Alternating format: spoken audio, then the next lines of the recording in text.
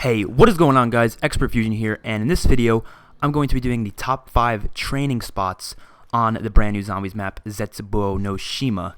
So let's get into this. Let's start off saying this map does not have that many training spots. It is a very difficult map, very close quarters, so training just isn't the easiest thing in the world. But there are 5 spots which I think are, not equally, but are very good for training. And starting with number 5, we have inside of the keeper room, where you get the skull of Nawa, or however you say it. This is a number 5 because, yes, it's a very open area. There's only pillars in your way. It's not like that big of a deal. You can get around it.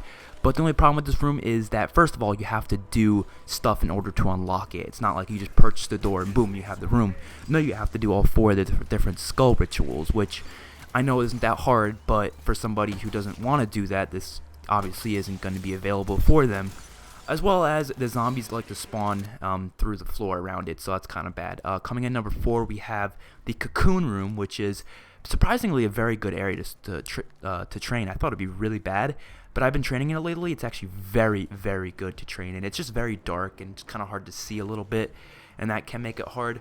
But if you are good enough, this spot is very masterable. And I feel like the thrashers do spawn a lot in this room for some reason, but it doesn't even matter, because if you have the KT4, you just shoot that thing down and he will die. KT4 I'm actually starting to like a little bit. I didn't like it at first, now I'm starting to like it. So that's number 4.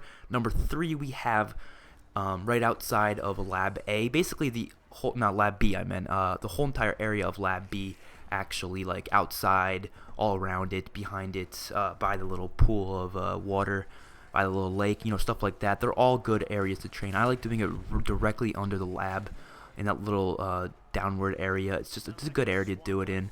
It just does get pretty close quarter at sometimes. There's a lot of entrances to a lot of different places, so that can make it a little bit tricky.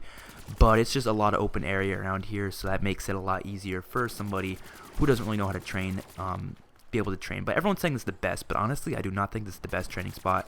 There's 2 more that I do think are better. So coming in number 2, we have the Temple Tomb Challenge type room over here. So this room is one of my favorite training spots in Call of Duty history. I don't know why, but I'm just able to train in this spot so much better than I am in any other map whatsoever. I don't know what it is. It's just, I think it's because how the spawns work in this area is just they don't spawn where you're trying to train, and if they do, they're easily avoided, which is pretty crazy. I mean, I don't see people training this spot. I see people training in some other spots that I have on this list, but I do not ever see people doing this. And honestly, I think it's very useful, especially because the box usually spawns right there, and so you'll have the box to your advantage. You have this wide open area around here just in case things get a little fishy, and you can just shoot fish in a barrel basically right there.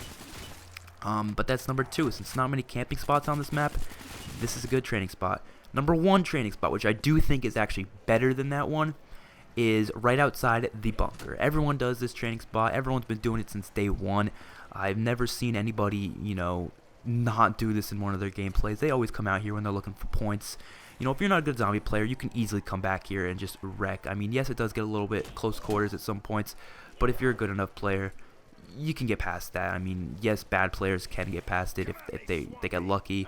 You're just going to want the shield, you're going to want Jug, you might want Widow's Wine as well, and you should be good. I mean, I like, KT4 also for the boss zombie. That's always something you're going to want. But if things get fishy, you just go down this little area over here to Lab A, and then I go against this wall right here and just shoot fish in a barrel basically. So it is what it is, man. It is what it is. It's a good spot. Hopefully you guys enjoyed the video. I will see you guys on my next one. Peace out.